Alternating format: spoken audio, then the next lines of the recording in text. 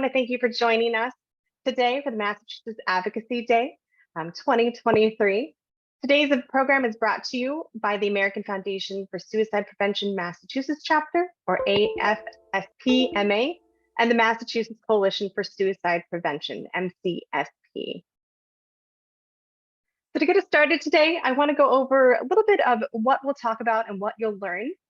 Our goal here today is really to empower you as a suicide prevention advocate.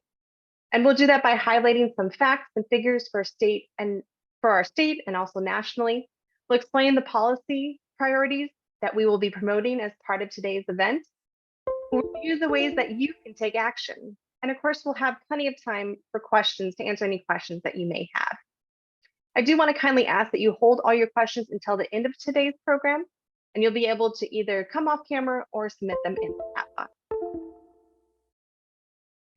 Well, my name is Jessica Vanderstad. I'm the Executive Director for the AFSP Massachusetts chapter, and it's my pleasure to be joined here today by members of both AFSP-MA and also MCSP. So to get us started, I'd like to welcome Jennifer Kelleher from the Massachusetts Coalition for Suicide Prevention and Nancy Farrell from the American Foundation for Suicide Prevention Massachusetts chapter. Jen? Hi, everyone. Apologies for not going on camera. I'm feeling under the weather today. I want to welcome you all to our 7th annual and 3rd virtual MCSP and AFSP Advocacy Day event. And I want to thank you so much for taking time out of your day to participate in this important effort. For the last several years, we've all been dealing with unprecedented circumstances that none of us could have ever imagined. And during this time, mental health and suicide prevention have been more important than ever. Social isolation, health anxiety, racism, and economic insecurity have always been potential risk factors for suicide. But in the past several years, each of these factors has been immeasurably amplified. And our member organizations have worked tirelessly to provide as many resources and as much support to communities across the state as possible. We all know that mental health and suicide prevention are always critical, and that suicide prevention efforts save lives. But it has never been more important to make sure that our voices are heard in order to maintain essential services in our communities, especially funding for 90 Day, which you'll hear about later in the program.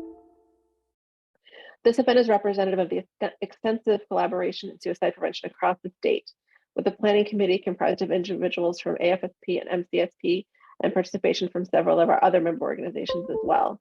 And I want to thank everyone on the planning committee, especially Jessica, for everything that you've done to make today possible so that we're still able to make our voices heard. Each year, this event highlights the importance of suicide prevention in Massachusetts, and it's a testament to the dedication of and strong collaboration between community members, service providers, survivors of suicide loss and attempt survivors, impacted family and friends, and many other stakeholders. Our strength in advocacy as a state and as a coalition comes from the fact that we are truly statewide, and we represent the interests of communities across Massachusetts, from the Berkshires to the Cape Cod and everywhere in between. We have 10 regional coalitions that cover the entire state, a lot of whom are represented here today. Because of this unique strength in our advocacy efforts, and because suicide is an issue that impacts every demographic and every community, and most importantly, because of the tremendous support of our legislators, Massachusetts is one of the highest funded states per capita in suicide prevention in the entire country. And I believe it's because of this that we also have one of the lowest suicide rates. We rank 47th out of 50 states and DC in suicide rate. And this is not only a credit to our legislature and the resources they so generously allocate, but also to the wide array of prevention, intervention, and post-vention services that are available across the state. And it also speaks to the unified mission and purpose of all of us here today who are doing the work. We're all here to reduce suicide, and we're all here to save lives. But for this work and collaboration to continue, it's essential for legislators to hear from their constituents about the impact of suicide in their communities and the individuals they represent. And it's equally important that they continue to hear how the services funded through the line item benefit their communities, so that they can understand the importance of maintaining consistent service delivery that will ensure that individuals and communities can continue to be reached and lives saved. Today, you'll be hearing from speakers who will help prepare you for these conversations with your legislators. And you'll also be provided with virtual packets for both yourselves and your legislators or legislative aides. I want to thank you all for bringing your voices, your stories, and your experience to humanize this issue, and for helping to hold the memory and stories of all of the people in Massachusetts who have died by suicide, who have survived attempts, who have been left behind, and who continue to struggle. In sharing your stories today, I have no doubt that your voices will save lives. Hi, my name is Nancy Farrell, and for some reason my camera is not showing at the moment. I don't know why, but rather than take the time to fix it, I want to welcome you and thank Jen for her remarks and for pointing out the importance of what we're doing today. State Advocacy Day, in my mind, is a special opportunity for storytelling. Each of us has a reason to be here today: a loss, a family member, a friend, a personal or professional concern. I lost my brother 30 years ago, and I knew more than anything that once I found AFSP as a volunteer, my passion would be to advocate for him and families who had gone through what we had gone through. Advocacy is storytelling that makes policy. When you meet with legislators and staff, you will have the priorities AFSP and the coalition are advocating for: outreach, care, and services that save lives that Jennifer so well described. You don't need to memorize every detail. The materials do that for you. The statistics alone on 988 services tell the story of need for more and better care. We need to preserve state budget funds as well. And meeting with our legislators is really a prime way to accomplish these two goals. There are also many other ways to continue your advocacy after this week. You can sign up on your legislators. You can sign up on your legislator's website. You can go to local office hours for your legislator, and you could make yourself and the issues known to AFSP. When there's an important mental health issue in Massachusetts or in Congress, if you have gone to afsp.org, you can sign up to become a field advocate on our website. There you will be sent an email to sign in support, and it usually takes about 3 minutes. You get a draft, you review it, you decide to sign your name or not. So on a state and local level, it's really important that we take these issues seriously and speak out about them, because we know so many other people do. People often tell me that they don't know how to advocate or talk with their elected officials. You have a story to share, as I do, as everyone here probably does. And people listen and care because their families have had similar experiences. Your story is the opening to an ongoing conversation with your representatives. Our job as advocates is to make sure that listening becomes legislation. I do so in memory and in hope for a different future. And I know that you join me in that hope. So thanks very much. Look forward to talking with you again later. Thank you so much, Nancy.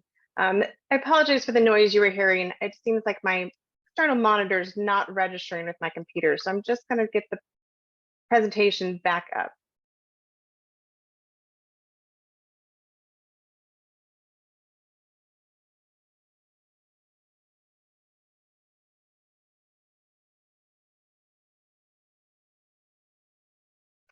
Thank you again, Nancy and Jen. So now I'd like to welcome Karen Freire from the American Foundation for Suicide Prevention Massachusetts chapter to talk a little bit about why we fight for the cause.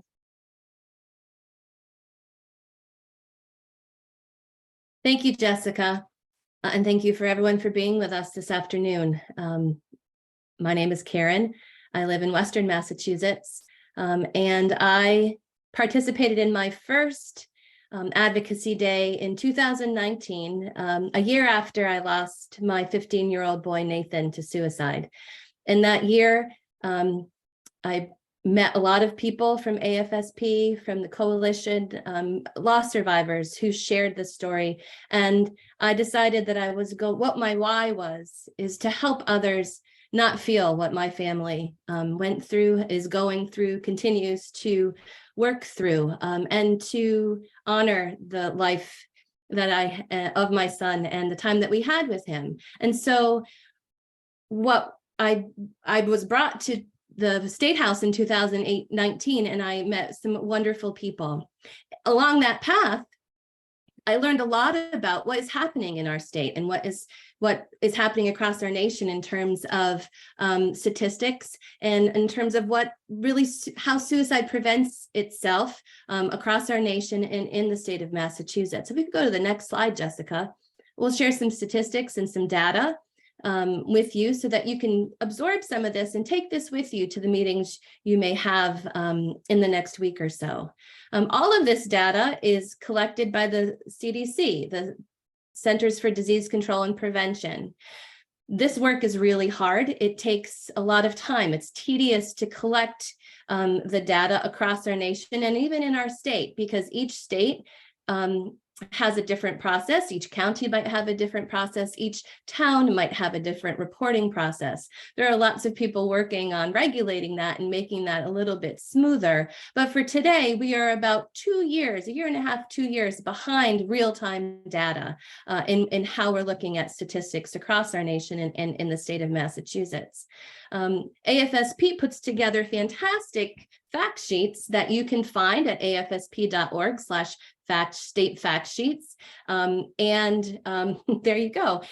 What we have is pictures of different states and where suicide prevention is across our nation and also in our state. So in 2020, we have lost 445,979 Americans to suicide. Almost 46,000 Americans died by suicide in 2020. And what we're learning with some preliminary data is that we are hovering around a similar number. So the suicide crisis and mental health crisis across our nation continues. Not a surprise after all that we've gone through with COVID. Suicide continues to be in the top 5 leading causes of death across our nation and in the state of Massachusetts for ages 10 to 44. That's a broad age range. And for our youth, 10 to 18, 10 to 20, second sometimes only to accidents. And I think that is something to talk about. That's a point to use, when you're hitting home the public health concerns and crises around mental health struggles and suicide for our youth and for all demographics. What we know from this data and these statistics is that 1/3 of deaths are over for age groups over the age of 55. So our older adults are struggling as well. Suicide doesn't discriminate. Suicide affects all age ranges and all demographics. And our work together, using our voices and using our stories, are in hopes to decrease those numbers. You can find all of this information at afsp.org/fact sheets. Here is one for the state of Massachusetts. Again, you can find one for each state in the country. And at the bottom left-hand side of your screen, you will see that there were 618 deaths in 2020 in the state of Massachusetts. Jennifer mentioned earlier that Massachusetts has done a great job and absolutely has really done fantastic work in legislative and activism and on-the-ground programming to help people who are struggling. So being 47 out of all of our states is incredible. And still we have 618 deaths in 2020. And the way I look at it, 1 death by suicide is 1 death too many. So we do have places to go and improvements to make and be leaders across our nation, as the state of Massachusetts has historically been in making improvements and in tackling these really hard and difficult situations. I thank you for your time. This information is in parts of your packet that you'll get after today, and then you can find again on our website. We appreciate you being with us. Your voice is super important, and we are going to fight to decrease suicide in the state of Massachusetts and across our nation. Thank you. Back to Jessica.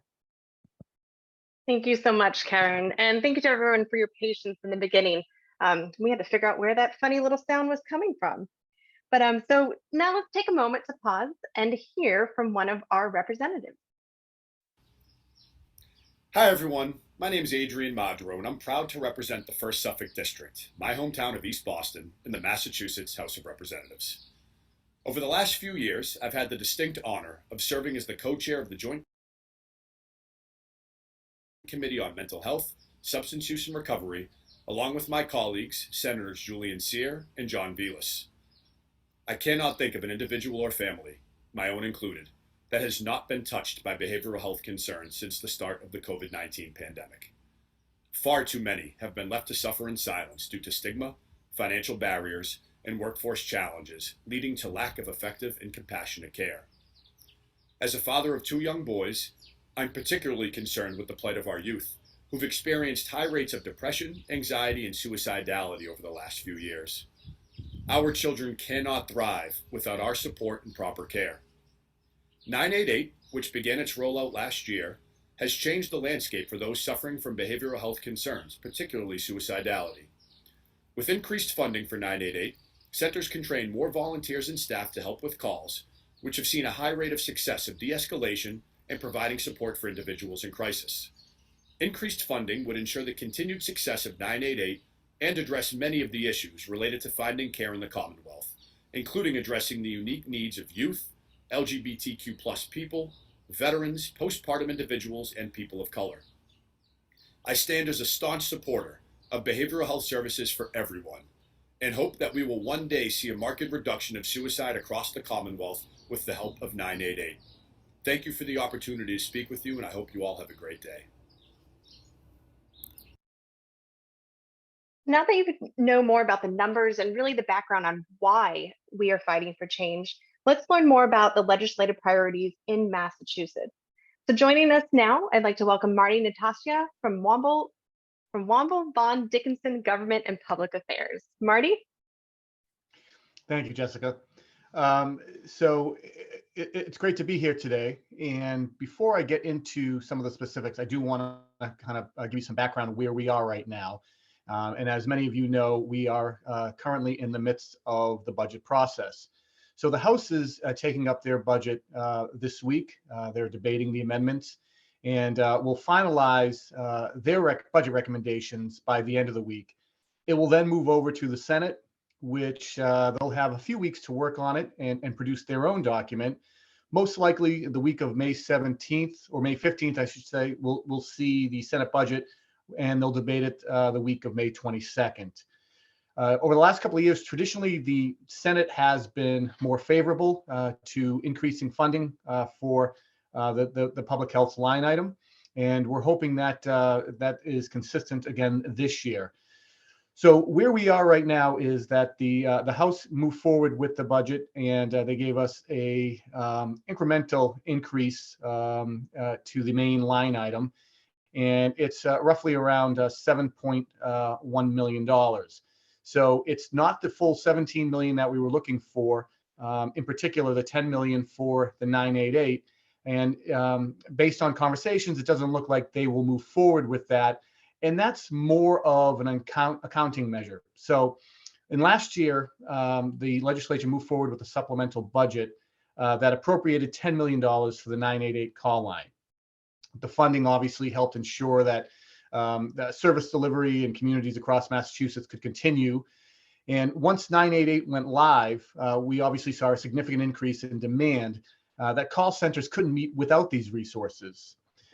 In particular, from January 2022 to January 2023, there was actually 132% increase in both staff and volunteer full-time employees at the 5 call centers, mostly driven by paid staff. So this is where a lot of the funding comes in hand. The need created by the full rollout and continued demand of 988 cannot realistically be met without the additional financial resources that we witnessed last year in the supplemental budget. And this goes from everything from infrastructure to ongoing training, to policy and protocol development, and funds that actually go to support marketing campaigns to increase the awareness of 988. So when folks are looking to advocate for funding, it's important to mention both buckets, if you will. You have the main line item 4513-1026 of $7 million, but we also want to make certain that we continue to advocate for the additional $10 million that will maintain the operation and the funding and providing the level of service for 988 that Massachusetts has witnessed over the past year. In terms of policy, obviously, we're still working to moving forward with a dedicated revenue stream for 988. We did have legislation last year that essentially laid the foundation for the infrastructure for 988, but it didn't include a revenue stream. And that's really what necessitated the legislature to move forward in a supplemental budget to provide those funds. Obviously, going annually every year to request those funds is a bit of a risk, and obviously it's a lot of work. So we would rather see a dedicated revenue stream similar to something what we see with the 911 emergency call line, where there's a minimal assessment on cell phone bills. We're going to continue to advocate for that, but knowing that the legislative process can be a deliberative one, time becomes an issue. So it's important to identify the fact that the $17 million will go for the maintenance and operation of the suicide prevention line item, as well as for the continued operation of the 988 call line. So it's important to identify those two measures. And for background purposes, the $10 million is necessary because Massachusetts didn't move forward with a dedicated revenue stream for 988. So with that, I will pass it over to Jessica, unless there are any questions.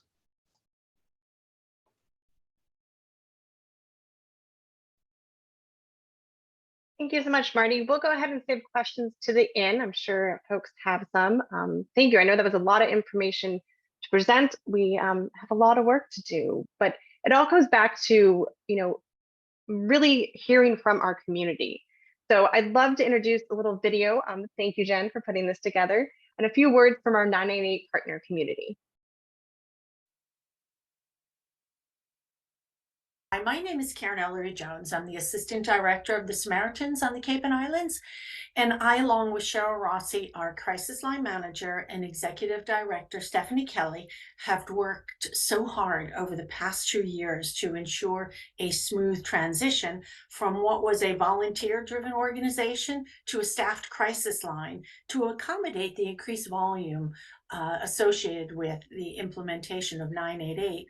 988 has been a seismic change for our organization in so many ways, and we could not have met the challenges of rebuilding our infrastructure, but also sustaining the fundamental changes without the substantial funding from our state government. Hi, I'm Cheryl Rossi. I'm the Crisis Line Manager for Cape Samaritans. Cape Samaritans services 4 counties: Barnstable, Plymouth, Dukes, and Nantucket. All our calls come through 3 lines: 988, our local 508, and our 1-800 number. Last year, we implemented a new phone system. We trained new personnel, and we became a 24-hour operation. I'm Eileen Davis, and I am the proud founder and director of Call to Talk. Call to Talk is a suicide prevention, mental health, and emotional support program. We are so very proud to be part of the 988 network. 988, the newest 3-digit dialing code for suicide prevention services, launched nationally last July. Since then, with the cooperation of the Department of Public Health, the support of EHS, and many other Massachusetts supportive entities, we were able to build capacity to add to our call taker staff and be able to answer the demand for all 988 calls coming through. How wonderful it is to hear our phones ringing, to hear our highly trained call takers answering 24 hours a day, 365 days a year. It is a very happy, cooperative, and collaborative center where call takers strategize on how to best meet the needs of all our callers. Initially, when we transitioned to 988, we received about 500 988 calls. Today, we received about 800. Yes, it's a great accomplishment. However, in order to maintain our current staffing levels and to continue our growth at Cape Samaritans, it's crucial that we still receive our funding so we are able to help more people in need. Without the continued support, and I dare say increased funding, we will be unable to do what we do best, and that is to provide a lifeline to those struggling with loneliness, isolation, desperation, depression, and suicidal thoughts. We are heartened to see that so many more people are reaching out to us because of 988, this 3-digit number.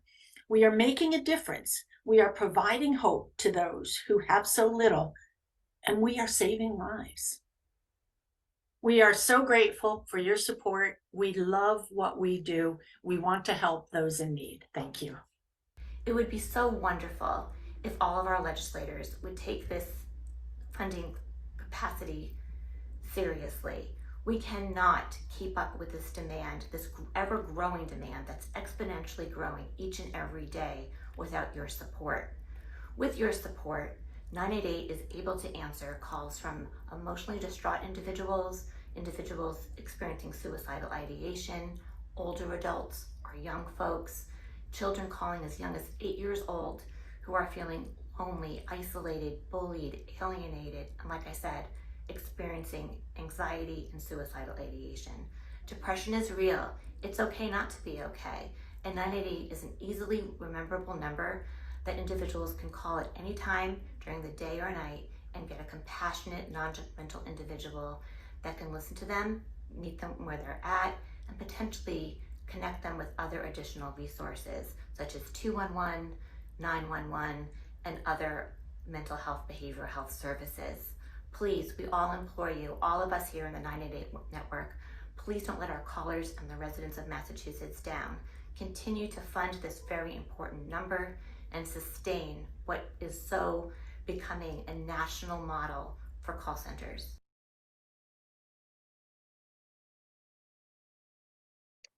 Thank you to all of our 988 community partners across the state. We recognize the hard work you do day in, day out, 24 hours a day, and we are so appreciative for your efforts to save lives.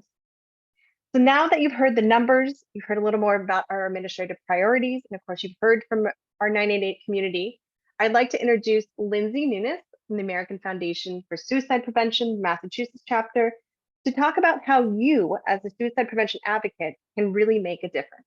Lindsay? Thank you, Jessica. Good afternoon. As Jessica said, I'm Lindsay Nunes. I'm the AFSP Board Secretary for Massachusetts, and I'm excited to speak to you all today. There's a small chance, a pretty large chance actually, that you've received an email from me CCing one of your legislators, and I will touch back on that throughout the next few slides. Next slide, please. After today's program, you will be provided with the materials listed on this slide.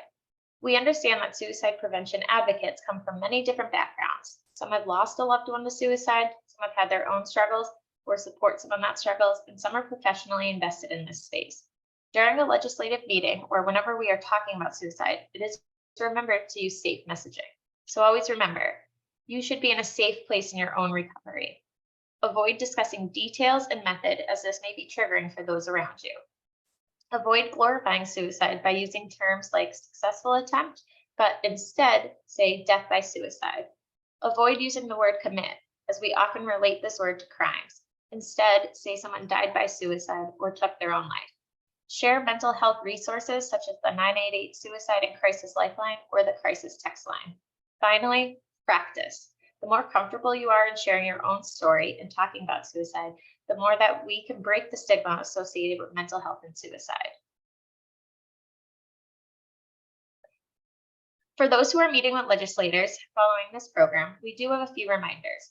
Make sure you know who you are meeting with. I recommend even just checking on Mass.gov's website just to see what bills they might be sponsoring or what their interests are.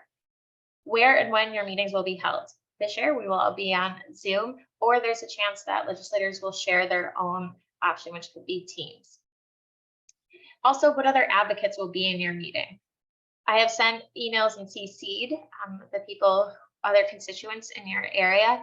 If you're unable to make a meeting with those constituents, please know that you can still have your own meeting.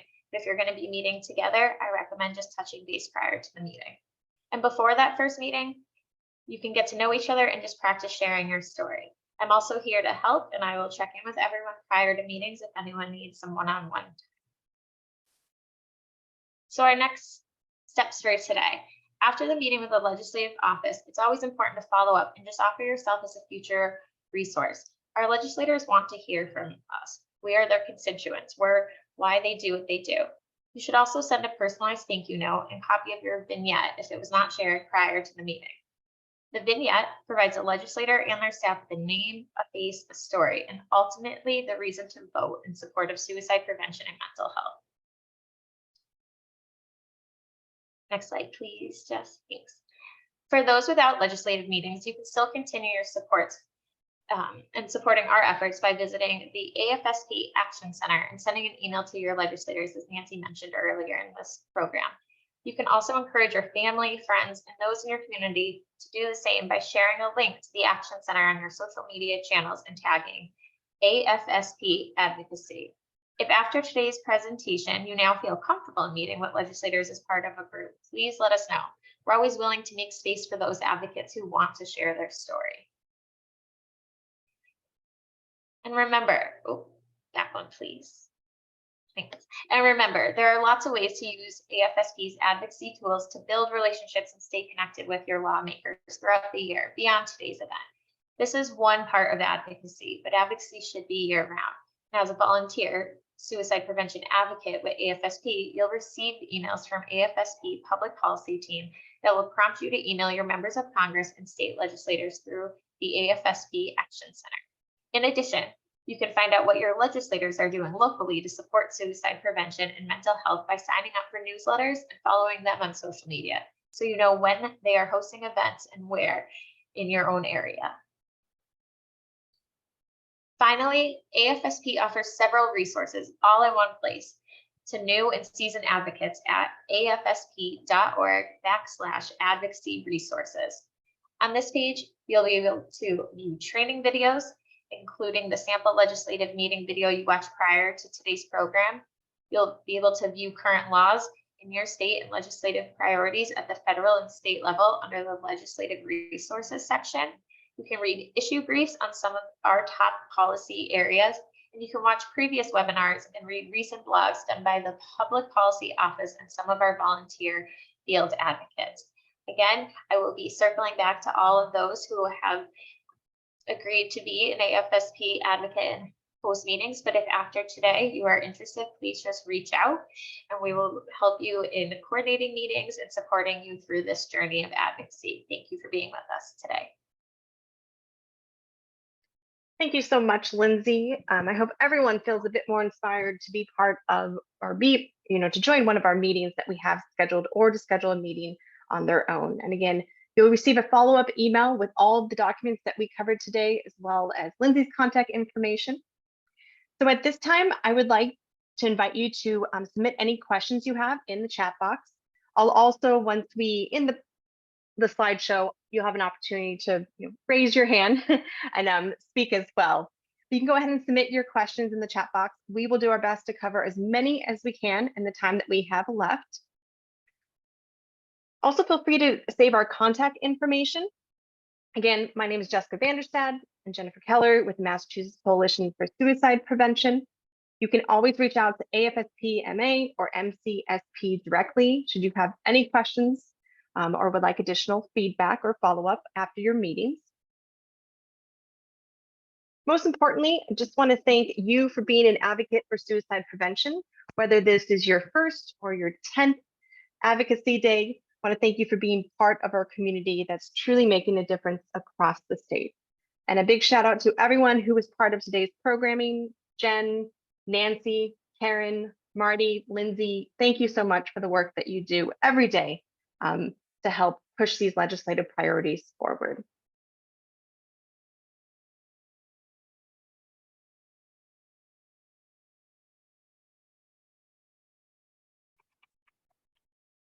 Jen, Nancy, Lindsay, Karen, Marty. Looks like we have quite a few questions here, so I will do my best to work through them. I think unless they're addressed to a specific person, feel free to jump in with your feedback. The first one we have is, when, if ever, do we think that the legislation will approve the supplemental funding on telephone bills to support 988? Great question.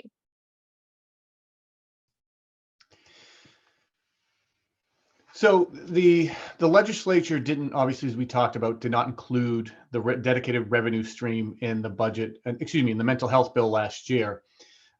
This is still on the table, but it was an area that did raise some questions and some concerns from some of the analysts as well as some legislators. So they tabled the dedicated revenue stream last year in an effort to move forward with the mental health bill. We're still working to get that funding or get that revenue stream implemented. But as folks can tell you that worked on the 911 call, these things unfortunately don't happen overnight. And typically, as is with most legislation in the legislature, it usually takes 1 or 2 passes before you get the final product. In addition, last year we did have some issues with the pace of activity up in the legislature. For instance, typically in a regular legislative session, there is anywhere between 600 to 800 bills that are passed in each session.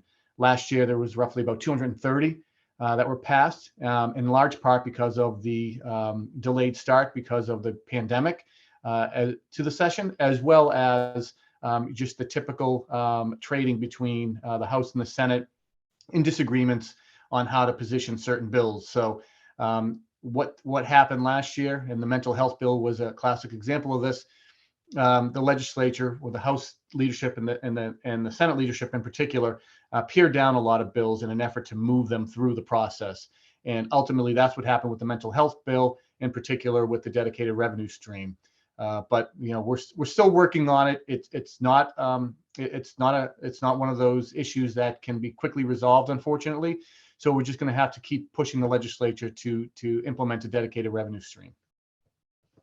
Marty, thanks for that. And this is Nancy. I mean, on a national basis, AFSP is pushing these bills, which would, like 911. I don't think we all realize that we do pay for 911 on our telephone bills. And it was difficult to get that passed many years ago. Clearly, that was about harm. This is also about harm. So I think we have to keep pushing it, as Marty said. There are a few states around the country who have passed some kind of, from 8 cents to 20 cents on a phone bill to pay for 988. So I think our cause is just, and convincing people that this is the way this kind of thing needs to go is really important. And I don't have a problem with anyone mentioning that in a meeting with a legislator. I brought it up with the Senate president last year, didn't get a full answer. Instead, she talked about the money, the $10 million that was, put into the budget for it. So I think that's great. I told her I was very grateful for that. But on the other hand, we really need to fund this going forward forever. So I think that's a message we can carry politely as well.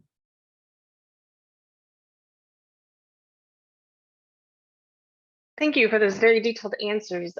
There's also a question about Bill H1999, and if we should, or if advocates should mention that to legislators when they meet. And this bill is requiring 988 to be on grade 6 through 12 school ID.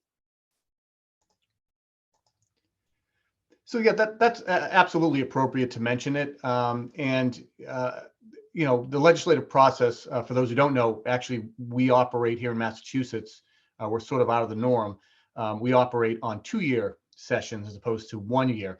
So as I mentioned earlier, it's a fairly deliberative process.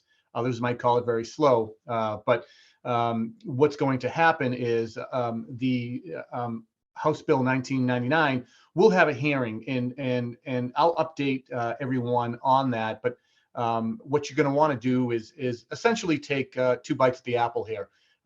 Mention it in your meeting that there is this bill that's been filed, but also when the time comes where it's going to have a hearing, you're also going to want to follow up with your own legislators or legislators on that committee to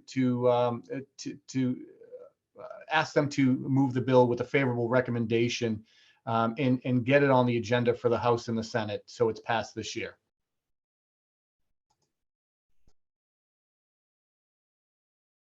And Jen, perhaps this is, or Marty, is the question for you. Will the MCSP be filing amendments to the budget to hopefully get to the 10 million for 988?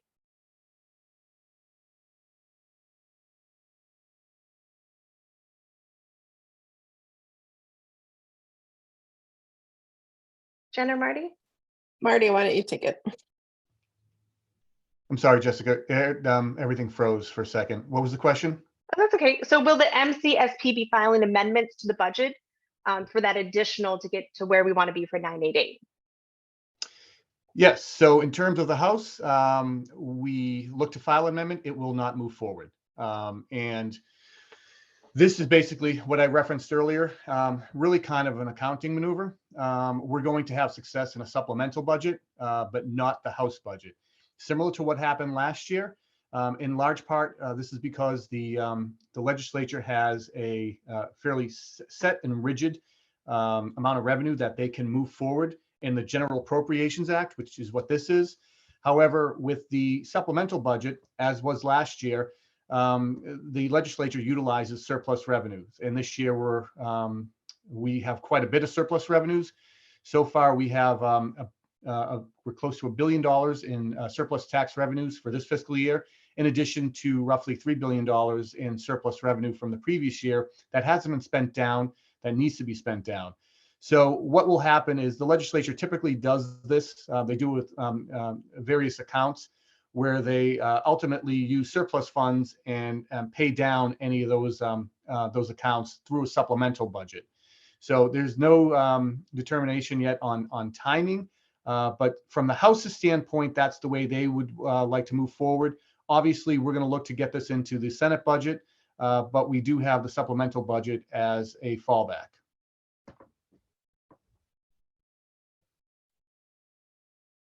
When it comes to meeting with our legislators, do we have a target list, or have we identified the most critical reps to meet with?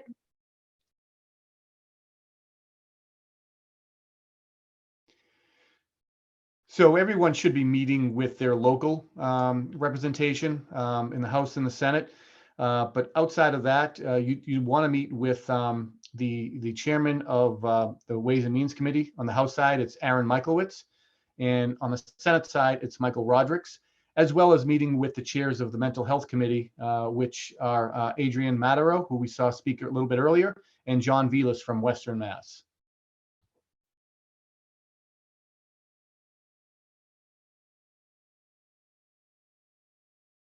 And Lindsay, perhaps you want to talk about kind of some of the contact you've gotten from legislators already, and just to stress the importance of meeting with your local representatives. Sure. And actually, I just opened my AFSP email, and we have a lot of interested people. So I will say, everyone, and Jessica can echo this because she's had some legislators even reach out to her directly after we sent out some information about today's event. And people are extremely interested in meeting with us. It's a topic that both parties seem extremely invested in because it covers so many other issues in the Commonwealth as well: housing, transportation, education. Nobody is not affected by mental health. And so the legislators are extremely interested. Every meeting I've ever been to, they've been extremely welcoming, extremely kind, and often might even share some of their own stories and their own connections to the cause, which I think also makes our legislators not just see the people we see on TV and the people on the ballot, they become people, and people in our community, those who have been affected by suicide.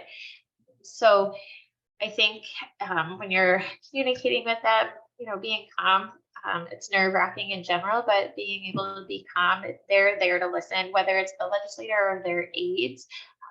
The aides often will ask a lot more questions and take a lot of notes, and because they're going to then go back and report it to the legislators. So don't be thrown if they're writing things down. It's actually for the better in that moment. I will say again, so I've CC'd emails if there's more than one of you in a certain area.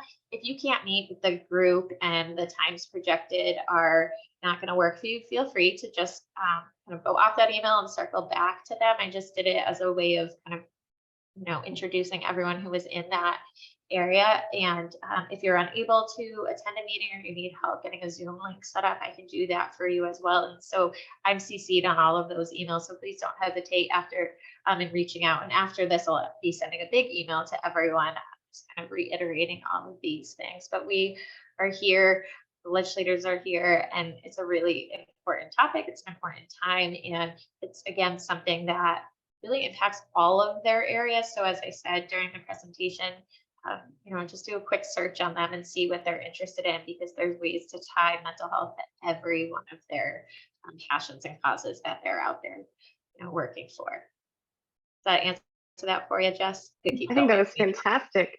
And we're also, if you haven't had a chance for our advocates you haven't had a chance to view our sample meeting video, that will be sent out in a follow-up email. It's a great kind of just breaks down a little bit of the nerves when it comes to meeting with your representatives. As Lindsay said, they are humans and they want to hear from us. I remember one of my first advocate meetings, I was in Washington, D.C., and the aide that I met with ended up, we went to the same high school at the same time. So you never know.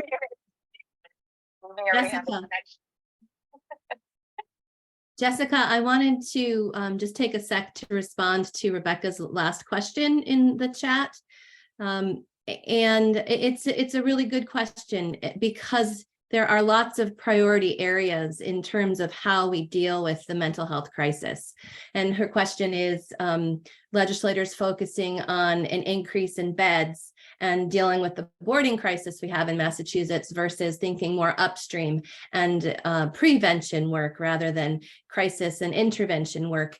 The way that I think about it, it's an and, that it's not one or the other, that it all works together, and that our leverage in trying to paint that picture and create that dialogue and using our voices to empower the thoughts of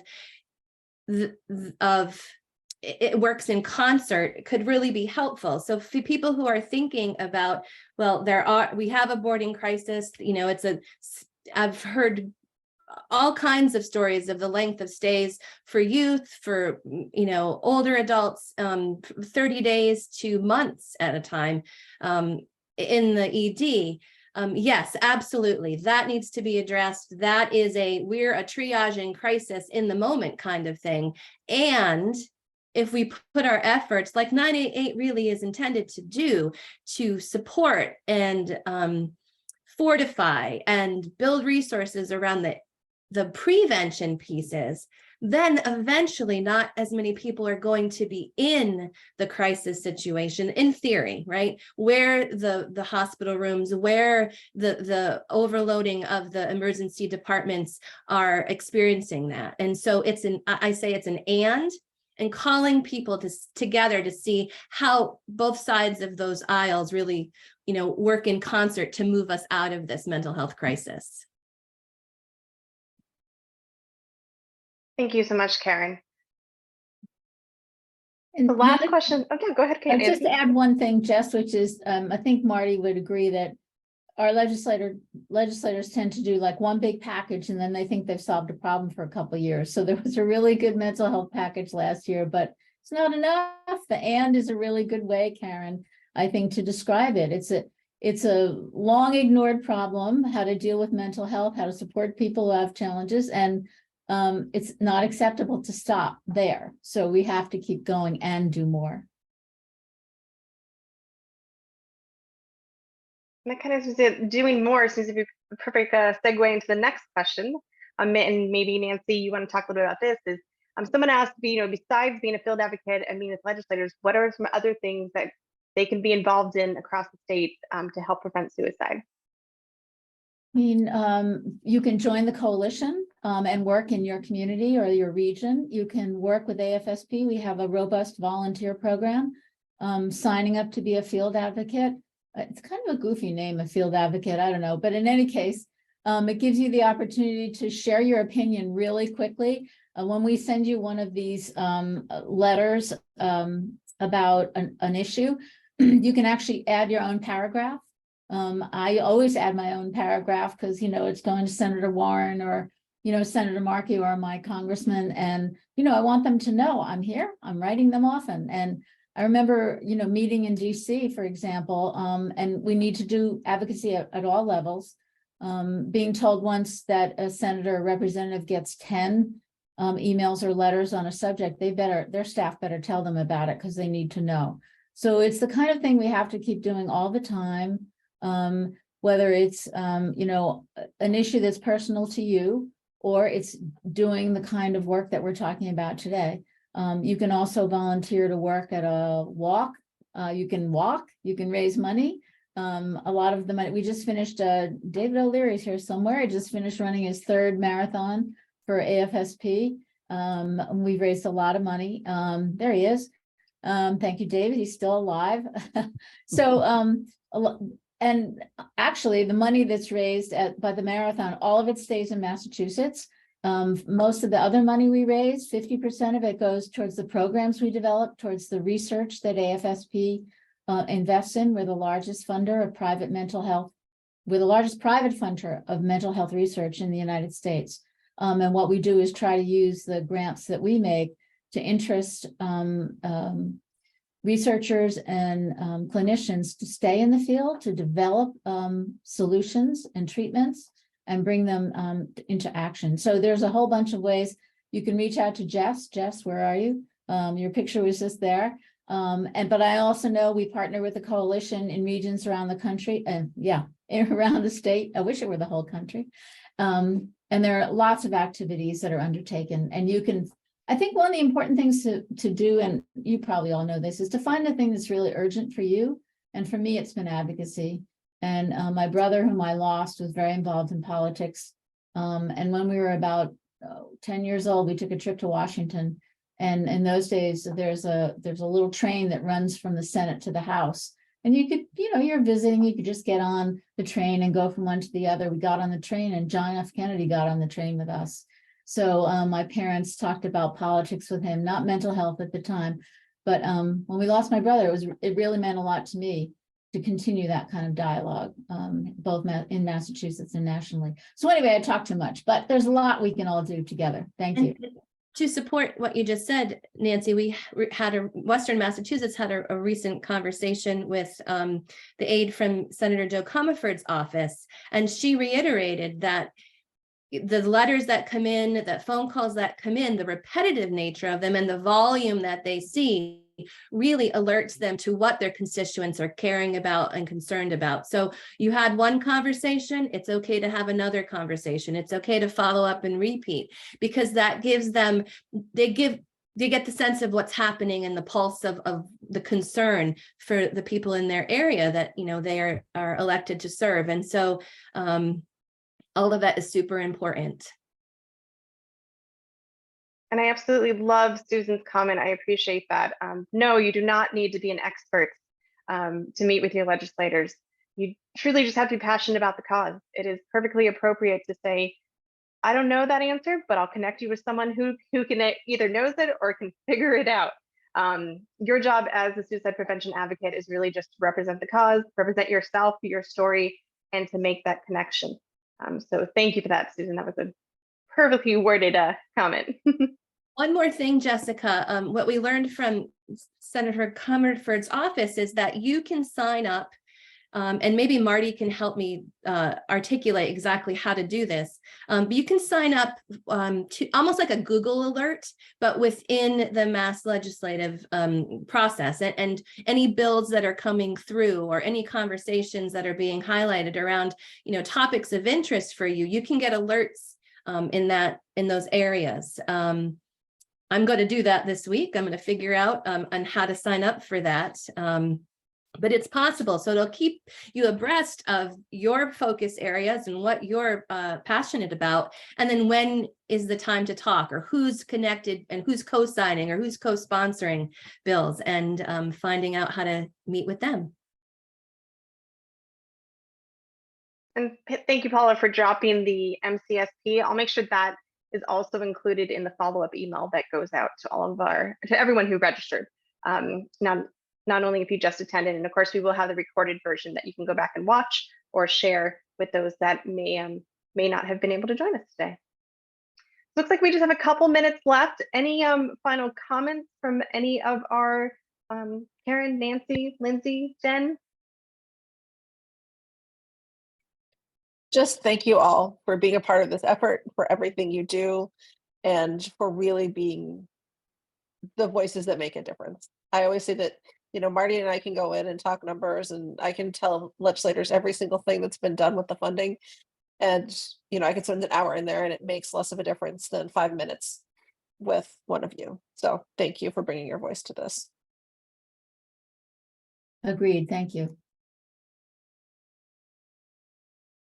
Well, thank you again on behalf of the AFSP MA and the MCSP. We appreciate you joining us. Hoping next year we will be in person.